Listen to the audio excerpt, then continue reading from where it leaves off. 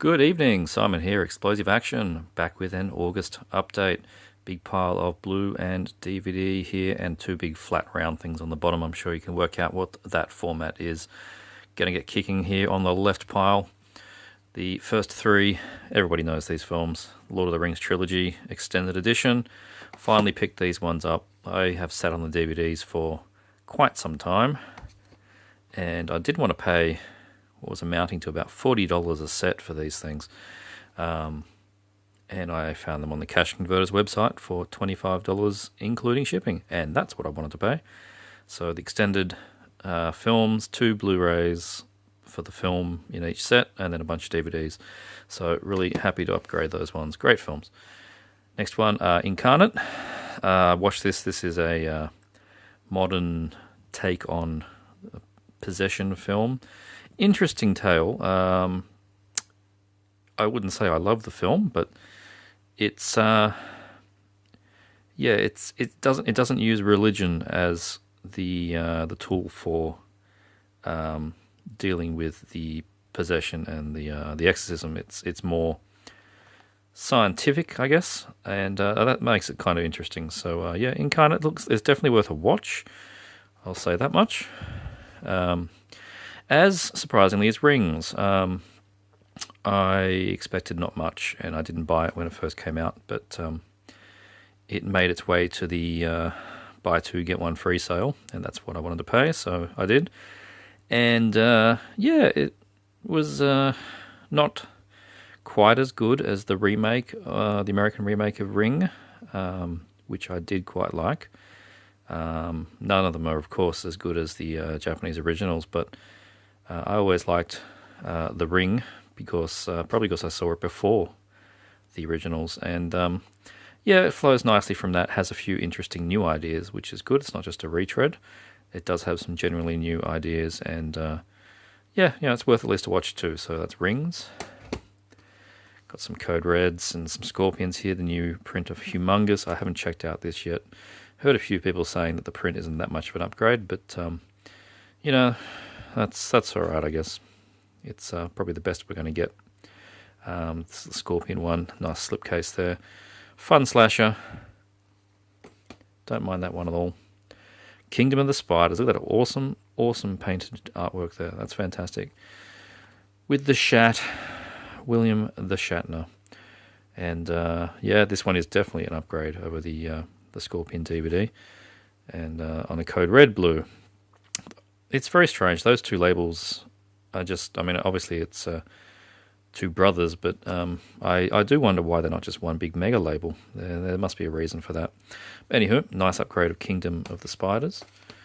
Next one, Code Red, release of One Dark Night.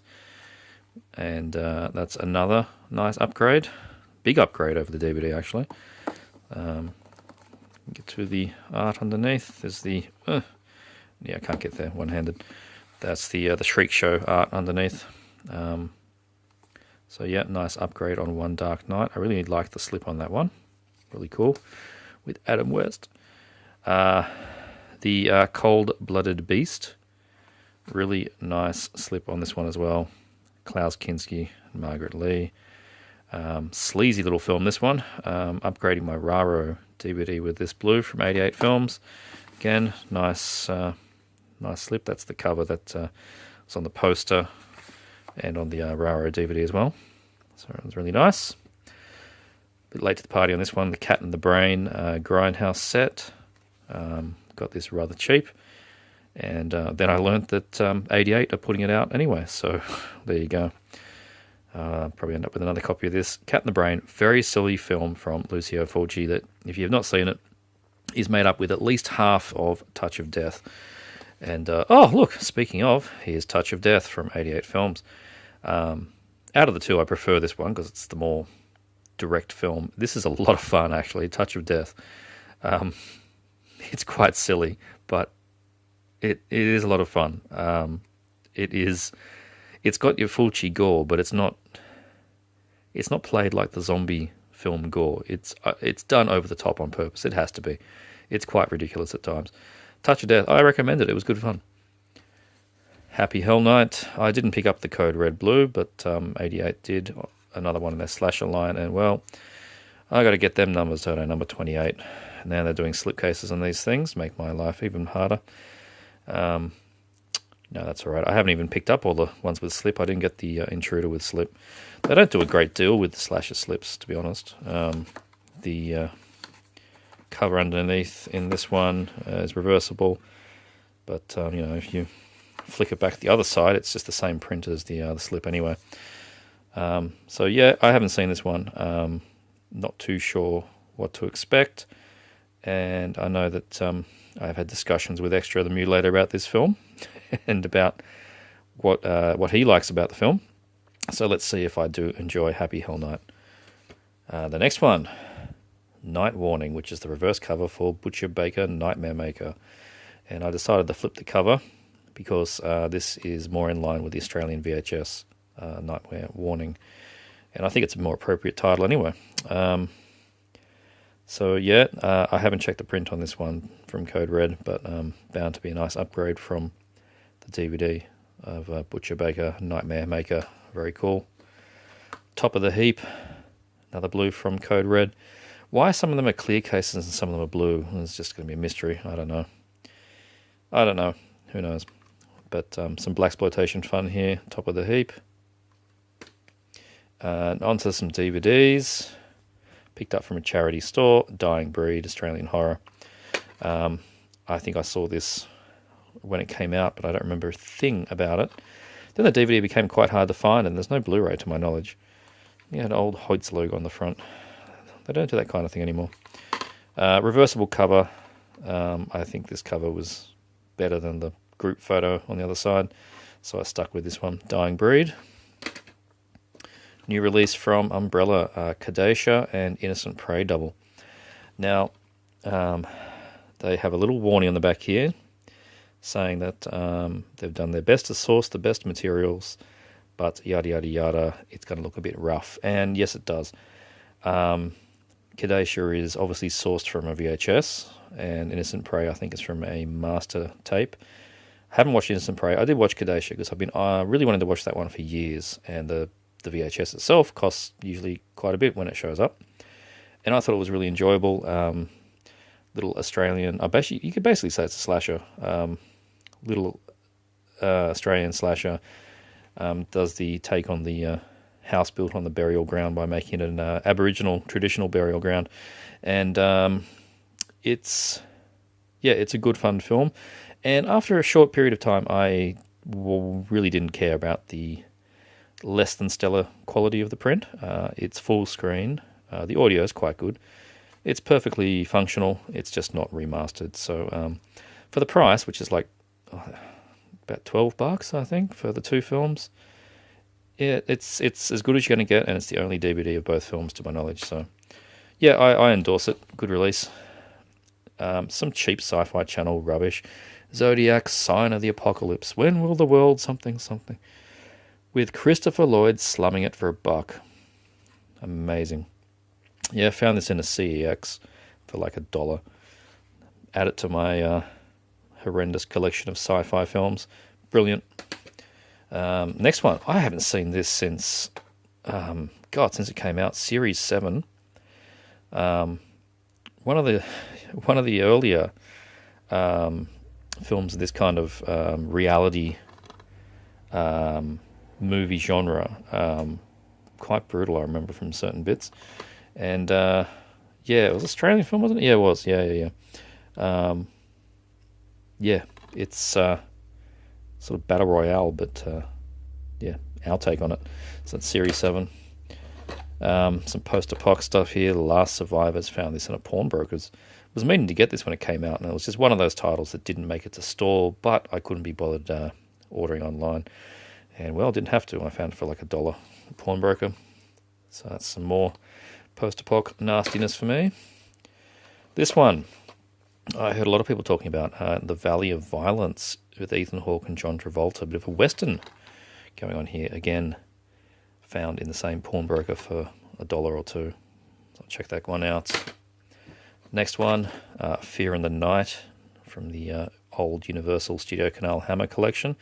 Never seen this film, and I'd never seen this cover before, this edition. I love that that broken glasses picture of Peter Cushing. It's awesome.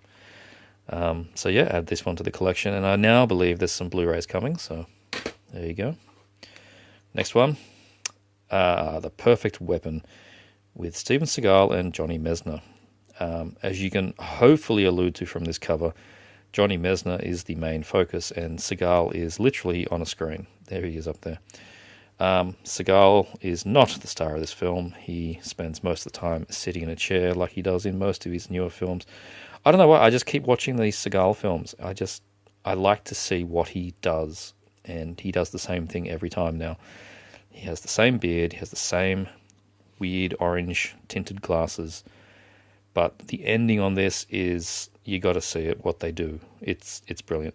Not a bad, cheap little dystopian science fiction action film, but yeah, don't expect any super kung fu, slap fu from Seagal, because you ain't going to get it.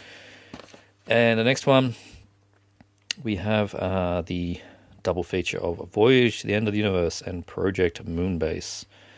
Little sci-fis from the 50s, I think. Which one was it? I think it's Project Moonbase. It's meant to be a subtitled film, but these are just dubs. But that's cool. A cheap little print put out by Siren Visual all those years ago. And I've got a couple more in this range, so they're fun. And the last DVD in this pile is Millennium Bug. Been very curious about Millennium Bug for quite some time. Some creature feature stuff that this DVD is quite hard to find, and I have been really looking forward to checking it out, so I will do very shortly. And continuing on now with the second pile, which is purely DVDs and Blu-rays from Japan and China and other Asian locales. That's just how the penny dropped this time. This is The Oily Maniac, Shaw Brothers film on 88 Films Asia line. If that will zoom, doesn't seem to want to, but anyway, that's number 9 in the line. I've been wanting to check this one out for so long now. The cover is amazing. This is actually the first one I've got with a slip from this range, which, I don't know, it's just what happened. Because I missed out on the first 4 with slips, which were just backers only from the Italian campaign. I didn't get that bonus perk. I don't know, just didn't get the rest, but we're on to phase 2 of these now, and I thought, well, why not? Might as well start getting them. Next one is a Kung Fu Master Named Drunk Cat. It's the latest one from Cinema Exploitation, who not too sure what their go is. Basically, I'm gathering it's a bunch of fans that have access to film prints. This is number 32 of 200. They do really nice work. The remastering is excellent. They're BDRs, so manufacture on demand if you want to use those terms, but they're really nice discs. They're putting in little poster cards, and yeah, no, that's, you can't fault what they're doing with these things, so awesome. English subtitles and all that. Next one, geez, oh, this was great. Shin Godzilla. Now, I know some people were saying, oh, it was not a fun film, it was too much talking, blah, blah. I thought the balance with this was excellent. It is the first 4 minutes you see a creature coming out of the ocean and causing havoc, like in the first 4 minutes. So you just can't argue about the amount of monster goodness in this film, and it contrasts with basically rooms full of Japanese politicians arguing about whose fault it is. And it sounds retarded, but it's really quite engaging, and it's really interesting to see the two sides portrayed in this film. And I thought Shin Godzilla was great, and I'm going to watch it again very soon, I think. When Godzilla does his thing, it is like watching one of the really early films. The sound effects, particularly, right back there in time. It's great stuff, and you will hear the original music even in there. So yep, Shin Godzilla, which I understand just means new Godzilla. So yep, the new one from Toho in Japanese English subtitles. Excellent Blu-ray print. The Twins Effect, picked this one up from Closing Down Video Store. Don't know a great deal about this one at all. Jackie Chan's in it apparently, Probably not very much. But anyway, Twins Effect. Anybody seen that? Haven't seen it. And I also picked this one up, The Great Yokai War from director Takashi Miike. And again, don't know a great deal about it, but it's Takashi and it's fantasy and it's on the old Siren label, and I do like to pick those up when I see them. So that's The Great Yokai War. Oh, so happy to pick this one up. The new, well, not new, what am I saying? It's new to me. The Odd Couple, Hong Kong Legends, Australian DVD. I found it on eBay, the only one on eBay, and didn't see any in the past sales either, so I nabbed it up, and it's still got a little Eastern Eye sticker on it, which is funny because these are not Eastern Eye films, but, you know, when in Rome. Yep, so I haven't chucked this one on yet, but it's quite a rare Australian DVD to get, this one, The Odd Couple, so awesome. And also with that, I picked up King of Beggars, which is a kung fu comedy, as it says there, from Stephen Chow, and I enjoy Stephen Chow's kung fu comedies, Kung Fu Hustle and Shaolin Soccer being the two best ones to me anyway. And yeah, I didn't know this even was on HKL until I happened to find it on eBay as well, so awesome. Only a few more Australian ones I need to get, I think, so yeah, if you happen to be selling any, do let me know. I got some UK ones now. Got these for £2 each, very happy with that. Island of Fire. These UK ones here were not released in Australia, that's why I got them. This was great fun. You could almost say it's a bait and switch. Jackie Chan's barely in it, but Sammo Hung's definitely in it, and it's basically Sammo's film. But yeah, good fun. Island of Fire, really enjoyed. Hitman, Jet Li. Haven't checked this one out yet. Body Weapon. Who's in Body Weapon? Don't recognise the names in this one. That's Body Weapon. Black Sheep. These ones all look more 90s films.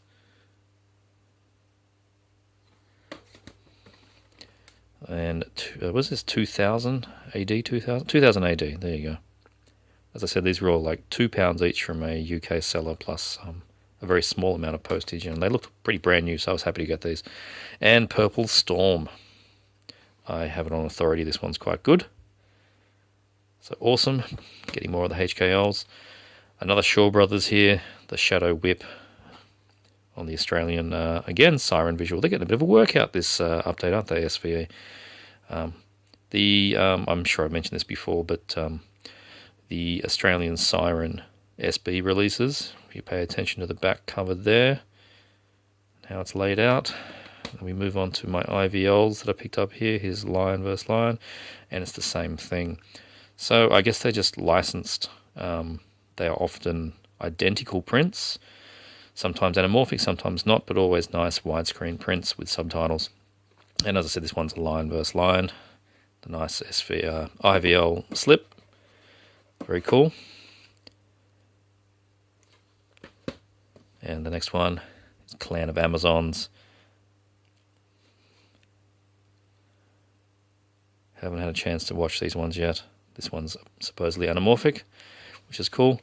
And one I think I'll probably watch the first is Shaolin Temple, because I have it again on authority that any IVL SB that starts with Shaolin, you're in for a good time, and that's good enough for me. The Shaolin Temple type films are always good fun. So there you go. That's Shaolin Temple. And the last DVDs I picked up, speaking of Ring from the Rings before, this is the original Ring Cycle on Eastern Eye. Of course I had these films, of course I did, but this box set, again on Cash Converters, and it's worth paying attention to the Cash Converters website, you Australian collectors out there, because things like this just show up. The long-deleted hard box from Eastern Eye of the three original films, Ring, Ring 2, and Ring 0. So I was very, very stoked to pick this one up. And so the discs are exactly the same as the other ones, but, you know, I do like the boxes I get. And anyway, after this, it's LaserDisc time. I got two in the post. This one is Fire Dragon. God, it's hard to get these things in, isn't it? There you go, Fire Dragon. It's category 2. from Ocean Shores. Not checked it yet, but I do believe it does have English subtitles. It's definitely got both Cantonese and Mandarin audio, as these LaserDiscs tend to do, splitting between the left and right channels to give you a dual mono. And the next one, and the reason I picked up these LaserDiscs, is Angel on Fire. Damn, that's a cover. Angel on Fire. Flip it around. Awesome. Same deal here. Should be English subtitles and dual audio. So, yep, Cantonese and Mandarin. So 2 more LaserDiscs to the collection. Quite a lot of Hong Kong and action films in this update, which is always a good thing for me. So that's all this time. Hope you all enjoyed the update. See you later.